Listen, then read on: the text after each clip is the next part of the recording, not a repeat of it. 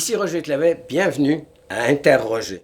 Interroger, vous l'avez pris l'habitude maintenant de regarder l'émission. Vous savez, c'est l'émission où chaque question mérite une réponse. Et puis je vous vois venir, je sais qu'au fil des dernières semaines, on a abordé plusieurs sujets, toujours un peu surprenants. Cette fois-ci, tenez-vous bien, vous allez être surpris. On va parler de croire. Croire? Croire en qui? Croire en quelqu'un? Croire en quelque chose? Est-ce qu'il est encore possible, en 2026, de croire? Maintenant, il y a des groupes, il y a des gens tout de suite qui sont rapprochés de l'appareil en disant « religieux, je suis croyant ». Et les athées se sont poussés un peu. C'est pas dans le sens unique de la religion. Croire en quelqu'un, croire en quelque chose, croire en ses enfants, croire en sa réussite. Le mot « croire », comment on décline ça en 2026? Tout ça, pourquoi? Parce qu'on a l'occasion, cette semaine à Saint-Raymond, à la paroisse de Saint-Raymond, d'accueillir une conférencière qui vient rendre un hommage, faire une exposition sur un jeune adolescent italien qui a été nommé saint, canonisé, comme on dit, saint, par le pape. Et puis, ce jeune homme était très, très, très porté sur la religion.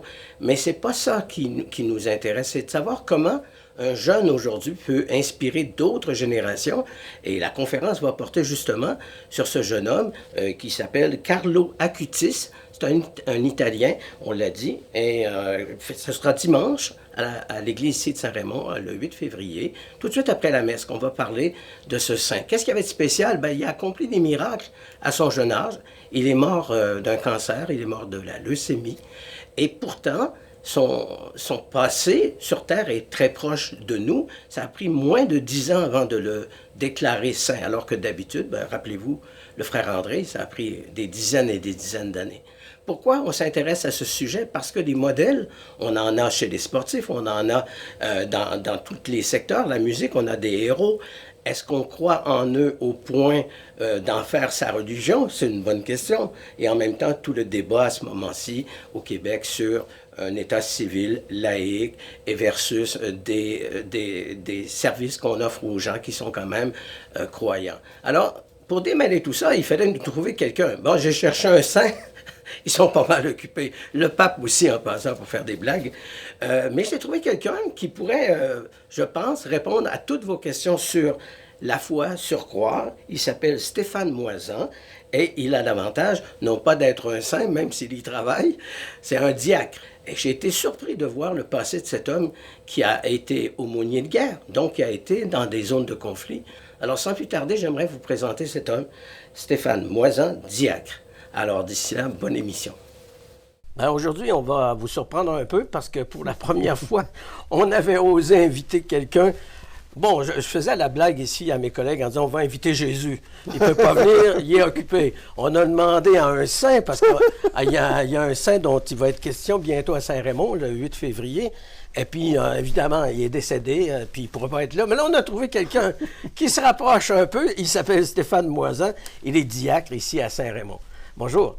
Bonjour, Roger. Ben, je fais des blagues, mais en réalité, vivre une vie de saint en 2026, ça ne doit pas être possible, jamais je croirais. On voit le modèle du jeune Italien dont on va souligner la vie très prochainement. Mais comment on fait pour... On va oublier le mot saint, mais une vie sans trop de défauts, sans trop de problèmes, sans trop de maladresse. Comment on fait pour s'élever et mener une vie sans reproche? Bien, d'abord, il faut dire qu'un saint, c'est des hommes très humbles, des gens comme nous, comme tout le monde. Hein? Donc, on n'est pas saint parce qu'on est parfait. On est saint parce que, d'abord, il y a une foi en quelqu'un qui est plus grand que nous, hein, qui est bien sûr Jésus, puisque c'est en ça que je crois. Bien, pour nous, ce qu'on croit, c'est lui qui nous amène là. Mais souvent, la sainteté, je pense... d'abord, c'est d'être conscient d'une chose. Il y avait un prophète que j'aime beaucoup parler, Coëlette. Lui, il disait tout le temps « vanité, tout n'est que vanité ». On a déjà entendu cette expression-là. Hein. Si on avait à traduire, on dirait plutôt buée, tout n'est que de la buée » ou « vent, tout n'est que du vent ». Et dans le fond, c'est de prendre conscience qu'un jour, notre vie, elle a une fin. On va tous terminer un jour. Ça nous unit, ou en tout cas, on est tous appelés à cette fin-là. Un dénominateur commun. C'est ça. Et dans le fond, c'est d'être conscient qu'on a une fin, puis de chercher, dans le fond, tout au long de sa vie, d'être à l'écoute de l'autre. Mais comment on fait en si peu de temps? Parce qu'on naît, on vit, on se développe, puis on meurt. Bon, mais aujourd'hui, l'espérance de vie grandit, on se rend à 100 ans sans trop de difficultés. Mais entre-temps, comment on occupe sa vie en ne faisant pas le mal? Ça ne veut pas dire qu'on va faire nécessairement du bien, mais juste se contenter de ne pas faire de mal. Ça s'approche un peu d'une définition du saint de nos jours. Oui, puis dans le fond, le saint, d'abord, comme je l'ai dit tout à l'heure, c'est d'être conscient que c'est pas moi qui me rends saint, Dieu me donne les grâces pour atteindre la sainteté. Puis, comme j'ai dit, c'est d'être attentif à l'autre. Mais aussi, c'est d'apprendre à se connaître, apprendre à se découvrir qui je suis. Puis c'est souvent dans nos expériences. Moi, je me rappelle plus jeune, je cheminais à m'en aller vers la prêtrise. Finalement, j'ai pris une autre orientation de vie. Puis j'étais indécis, j'étais inquiet. Je dis, bon, qu'est-ce que je fais? Mais des fois, il faut oser faire des expériences. Mais le parcours lui-même nous amène à nous découvrir. Oui. Mais une question en passant, un diacre, c'est un prêtre, mais il n'est pas marié. C'est à peu près ça? Non, bien, le diacre, c'est un ministre ordonné. Il est ordonné comme ministre. Et bien sûr, comme diacre, bien sûr, je ne présiderai pas certaines choses que je ne ferai pas, par exemple, l'Eucharistie, présider la messe. Mais je vais présider d'autres choses, par exemple les baptêmes, les mariages, les funérailles, ou présider certaines liturgies. Est-ce que les gens se sentent plus en confiance en face d'un diacre qui est marié qu'un prêtre, que sa religion interdit de se marier? Alors, les conseils de mariage, la célébration du mariage... Ça dépend toujours d'une attitude, ça. La personne en face, comment on est. C'est comme, il y a des personnes, on va rencontrer un psychologue avec qui on va être très à l'aise, puis un autre psychologue qu'on va rencontrer, on ne sera pas à l'aise avec. Ça dépend de sa thérapie, la personne, l'approche, l'attitude de la personne. Fait que moi, je pense que tu peux avoir un bon diacre par son attitude, comment il est, puis tu peux avoir un autre diacre qui est très détestable. La même chose pour un prêtre. Tu as des prêtres qui c'est des très bonnes personnes, puis tu en as d'autres prêtres, bien, c'est plus difficile d'approcher. Mais est-ce que c'était je sais pas, l'amour du mariage ou la peur du célibat, le fait que vous avez choisi diacre plutôt que prêtre? Bien, d'abord, le diaconat, c'est plus tard. C'est beaucoup plus tard que ça s'est défini, cette affaire-là. Bon, j'avais déjà pensé, beaucoup plus jeune, je me rappelle, en 98, au diaconat.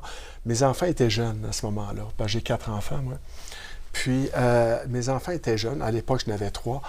Puis, je me disais, je ne peux pas leur imposer ça. Et donc, j'ai à avoir un respect envers mes enfants, à leur cheminement au plan spirituel. C'est facile à faire parce que non, parce que des fois, sa croyance personnelle et les valeurs de nos enfants. Bien, puis je vais te dire, j'ai des enfants, un entre autres, qui est athée et qui ne croit pas. Puis moi, j'ai à être respectueux là-dedans. J'ai à respecter son cheminement, peu importe ses raisons, là où ce qu'il en est, mais j'ai à être respectueux de ce qu'il est, lui, dans son cheminement. Mais vous revenez souvent sur le mot respect. Oui. Donc, ça s'applique, c'est pas une valeur comme ça artificielle. C'est fondamental pour vous, dans votre cheminement, et comme chef de famille également. Bien, ça me fait penser, quand j'avais étudié à Paris, sur le dialogue interreligieux. Oui, l'œcuménisme, on va parler des autres... l'œcuménisme, ça, c'est au niveau des églises chrétiennes. Okay. Si on parle d'interreligieux, c'est entre les différentes religions. Par exemple, on peut parler du judaïsme, on peut parler de l'hindou, l'islam, le bouddhisme. Il y a les religions animistes. Bon, ça, on va parler de dialogue interreligieux. Et je me rappelle, dans mon cheminement, je me disais, bon, quand j'apprends une autre religion, ce que ça veut dire, il faut que je devienne cette autre religion. Oui, puis que je me mette à pratiquer. Puis j'avais un de mes professeurs, il me disait, non, Stéphane, c'est pas ça du dialogue interreligieux. Et être en relation, être respectueux, c'est aussi apprendre à se connaître et se respecter soi-même. Et souvent, on va dire, il n'y a pas de vérité. Oui, il y a une vérité. C'est-à-dire, pour moi, comme chrétien, la vérité, c'est ma foi en Jésus-Christ. Mais ça prend aussi des formes... Oui, continue. Pour un musulman, lui, sa foi, c'est en Mohamed. Pour un juif, son cheminement est différent. Maintenant, si pour moi la vérité, c'est ça, c'est pour ça que je reste chrétien. Sinon, si pour moi, ce n'était pas la vérité, je quitterais le christianisme, puis je m'en irais dans autre chose. que cette religion-là. Donc, c'est là l'importance de se respecter. C'est là, je me rappelle ma question, je me posais, comment s'ouvrir à l'autre sans nier sa propre identité? C'est pas facile à répondre, hein? Non. Mais votre parcours est assez original parce qu'on n'est pas resté au niveau des prières uniquement, puis de la spiritualité passive. Non. Vous avez été en terrain de guerre. Absolument. Comme aumônier militaire. Expliquez-nous, Ouais. vous vous retrouvez en Irak, vous vous retrouvez dans des Ouais. en Jordanie, vous êtes dans des pays arabes où c'était pas facile quand vous y êtes allé. Vous travaillez auprès des militaires. Des militaires. Donc, évidemment, à l'époque, moi, quand je suis allé, on parle de 2016, évidemment, il y avait la guerre qui se passait en Irak. Voyons, je veux dire à côté d'Erbil, parce que j'étais à Erbil. La pseudo... Mosul, c'est ça. qui était autrefois Nénive. OK. Lorsque Nénive et Erbil, c'est là où Alexandre le Grand a été sacré roi. OK, ça à cette remonte à époque-là. longtemps, ça. On se ramène à l'Antiquité. Hein? Puis, donc, mon rôle, évidemment, comme aumônier militaire, c'est d'être là pour le moral des troupes. Donc, il y a de la relation d'aide qu'on va faire, d'être là aussi pour, comme aviseur, conseiller la chaîne de commandement sur l'état du moral des troupes. Mais ça doit être extrêmement difficile de voir des hommes forts Ouais. tout à coup tomber dans la dépression, traumatisme. Hein, Je l'ai vécu surtout, je dirais, au Canada. au Par retour de rapport- leur Au mission. retour, les gars, quand ils reviennent, ou, mettons, j'étais au Canada comme aumônier, puis on appelle ça être l'arrière-garde, parce que ceux qui sont en mission sont en avant, puis l'arrière-garde, ben, c'est quand ils reviennent, on est là pour les supporter. Et c'est surtout là, surtout quand il y a des décès, il arrive des morts, et c'est là qu'il faut aller faire les annonces de décès aux familles. Ça doit être Donc, extrêmement difficile. Oui, ça, je dirais que c'était, quand j'ai quitté les forces, ça a été quelque chose qui m'a rattrapé quand j'ai quitté les forces armées. Et parce que c'est des émotions qui remontent, hein, et de voir la souffrance humaine et au plan familial, les parents qui viennent de perdre un enfant. Je me rappelle mes premières funérailles que j'ai faites, c'était un jeune de 17 ans qui venait de décéder en voiture. Bien, puis tu t'en vas présider une funéraille auprès de cette famille-là. Donc, d'apporter un soutien à cette famille-là, d'être source d'espérance pour eux autres, d'être à l'écoute aussi de leurs besoins, de ce qu'ils vivent. Mais c'est quand même un parcours assez exceptionnel. Vous étiez, et vous l'êtes encore sûrement, auprès des mourants, auprès des gens qui font des confessions sur ce qu'ils ont particulièrement vécu douloureusement. Il y a un homme qui m'a dit un jour, il n'était pas croyant. Ouais. Il dit, la personne qui s'occupe des mourants est le plus riche de la terre parce qu'il a des confidences. Ouais. Au dernier moment d'une vie, les vraies valeurs sortent. C'est pas le temps de parler, j'ai accumulé combien d'argent. C'est un fait. Et il m'a dit, l'aumônier, le prêtre qui accompagne les mourants est un homme riche. Qu'est-ce qu'il voulait dire par là? Bien, est un homme riche par rapport à la confiance que l'autre me fait, hein, m'accorde. Donc, quand je rencontrais, je me rappelle, j'accompagnais des gens en soins palliatifs à Québec, justement au CLSC à Beauport et à Sainte-Foy, puis aussi à l'hôpital Laval. Donc, évidemment, quand on explore tout être humain, il y a du spirituel dans l'être humain. Donc, il y a une quête intérieure, il y a une recherche. Et là, on explore différentes facettes. Bien sûr, ses croyances et ses pratiques. On va explorer ses espoirs. On va explorer ses relations qu'il y a eues avec les gens autour, des gens qui ont été signifiants dans sa vie ou qui ont été qui l'ont rejoint. Puis aussi, bien sûr, tous ses engagements et ses valeurs. Donc, on va explorer ces choses-là parce que ça, c'est du spirituel. On trouve le spirituel dans ces choses-là. Et c'est là où on touche aussi la quête de sens. Est-ce que je me trompe quand je vois que le monde actuel, on ne se cachera pas, c'est agité sur la planète, un peu partout. Oui, beaucoup. Et puis, un signe des temps, peut-être, récemment, aux États-Unis, il y a des gens, des réfugiés qui se cachent, se protègent des attaques dans des églises. Et l'église était un sanctuaire. Puis aujourd'hui, on entre impunément, puis c'est un signe des temps. Est-ce qu'on accorde la même valeur à l'institution, à l'église, qu'autrefois? On sent bien là, que le terrain a changé. Bien, c'est sûr que autrefois, c'était comme une ambassade. Hein. On n'entrait pas. On rentrait pas là. Hein. C'est sûr que c'est peut-être plus le cas aujourd'hui. Hein? C'est sûr que l'Église elle a un rôle là-dedans de prendre la parole, puis Elle l'a toujours fait Ouais. dans les pays d'Amérique latine ou Ouais. ailleurs, on voit.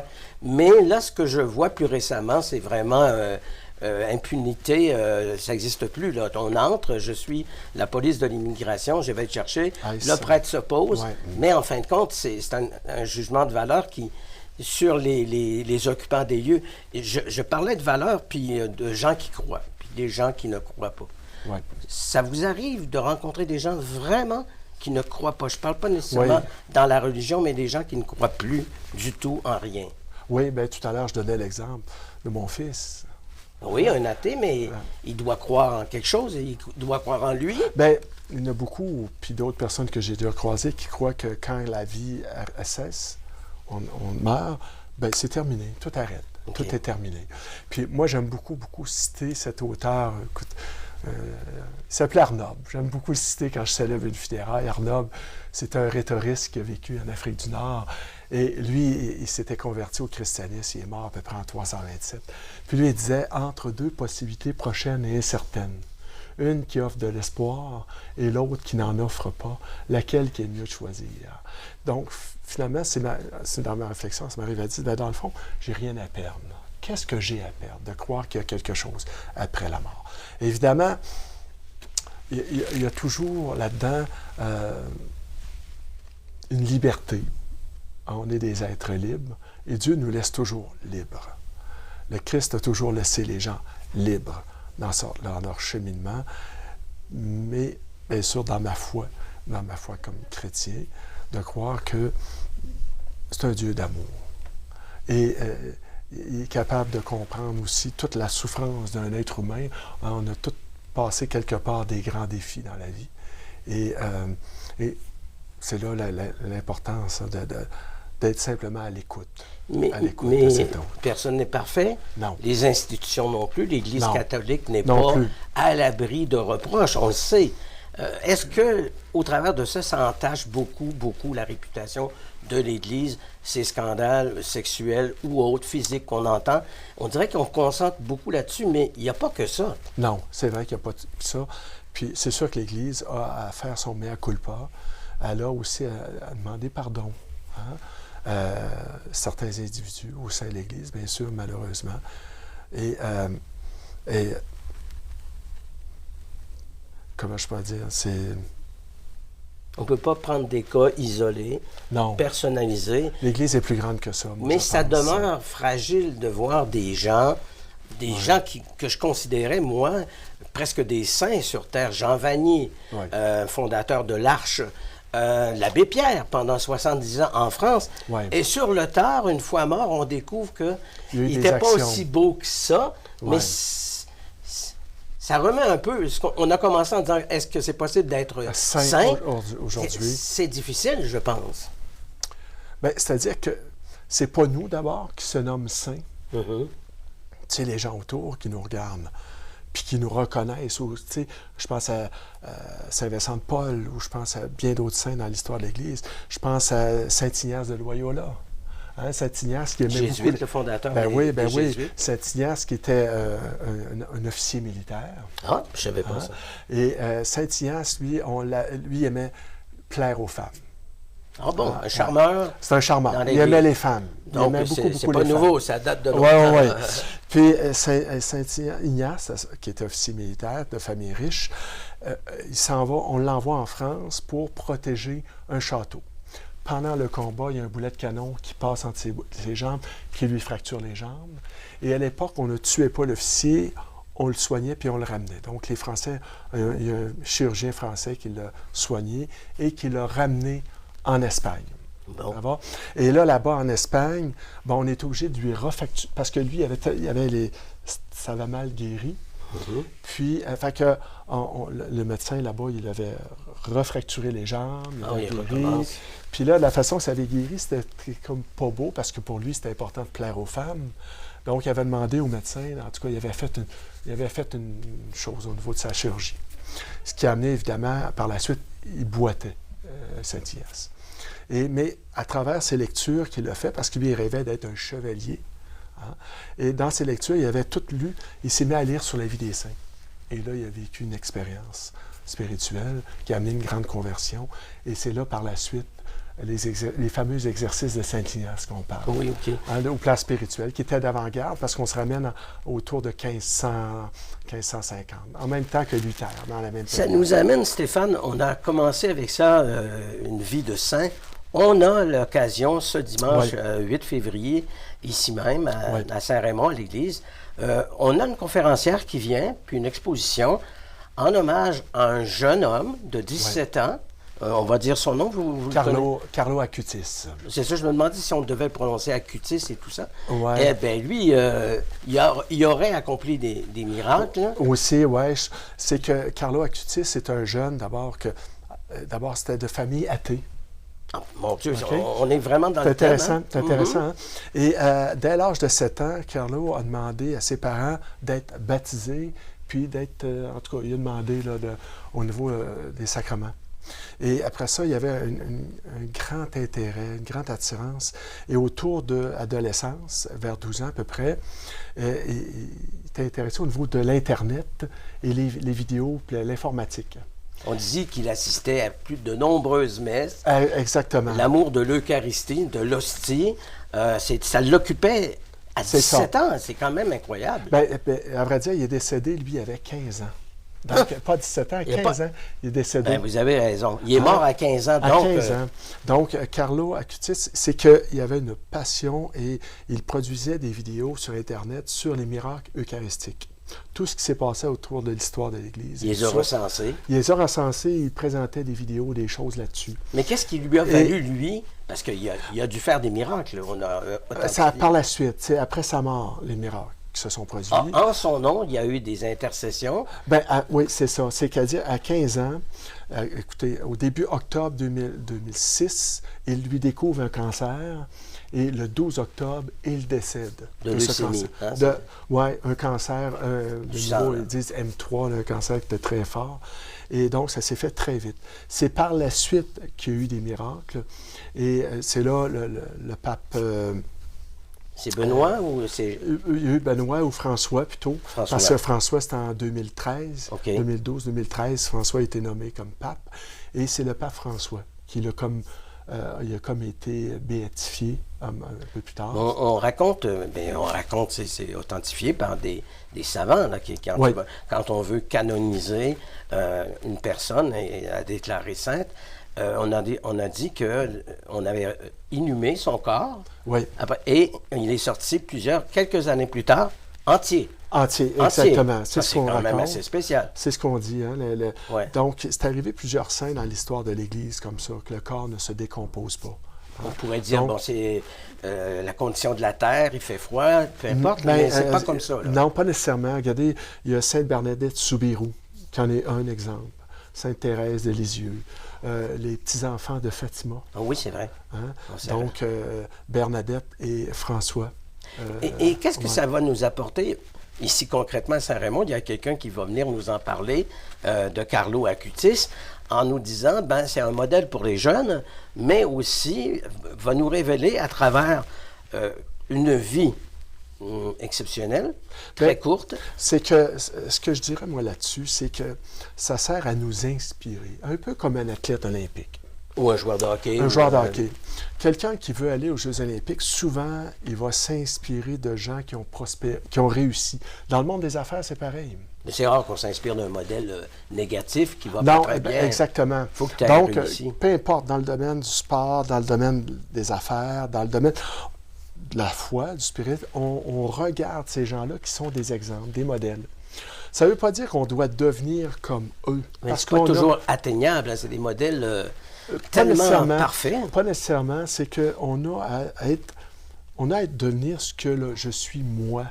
Hein? Je n'ai pas à devenir l'autre, un autre. Comme je disais tout à l'heure, c'est là pourquoi aller voir des gens comme ça. À travers leur exemple, ça peut susciter des choses en moi, et réveiller des choses en moi, puis de dire, oh, ça m'interpelle. Ça me rappelle, moi, à l'âge de 7 ans, j'étais à l'église ici à Saint-Raymond, puis il y avait un texte qui était lu, puis là, on parlait de Jésus qui choisissait ses apôtres. Puis Puis je me rappelle, comme enfant, j'avais juste 7 ans, puis là, il y avait une revue qui s'appelait Mission, une revue africaine. Puis là, moi, je rêvais de partir en mission. Très tôt, là. 7 ans. Ouais. Vous ne saviez pas c'était quoi, là, mais vous aviez une image. Puis, j'avais le goût de partir en mission en Afrique. J'avais le goût d'être en Afrique, puis je voyais ces missionnaires-là, ça m'inspirait. Puis c'est là qu'il y avait ce texte-là de Jésus qui choisissait ses apôtres. Hey, j'ai dit, moi, j'ai le goût de faire partie de ta gang. C'était mes réflexions d'enfant que je m'étais faite à cette époque-là. Puis je me rappelle encore de ça. Fait que, vous voyez, pourquoi assister à une présentation comme ça de Carlo Acutis? Bien, c'est que peut-être certains d'entre eux, des gens qui vont assister, peu importe l'âge, hein, que ce soit un jeune, que ce soit un adulte, que ce soit une personne âgée, bien, ça peut être inspirant. Même athée, à la limite. Athée aussi. Qui ne croit pas. Exactement. Je suis coiffeur, je ne crois pas, mais je vais aller voir un message. On regarde bien des films d'horreur, on regarde bien des films d'épouvante, des films d'action. La vie d'un jeune homme, ça peut être intéressant de nous voir aussi, au travers ça. Comment on agit dans la vie de tous les jours? Ouais. Est-ce qu'on fait du bien? Est-ce qu'on essaie le plus possible, peut-être pas de devenir saint, mais à sa manière, à sa mesure? Mais tu sais quoi, Roger? On est tous appelés à la sainteté. Ah oui? Ben oui. Dès le moment qu'on va rentrer au ciel, on va être saint.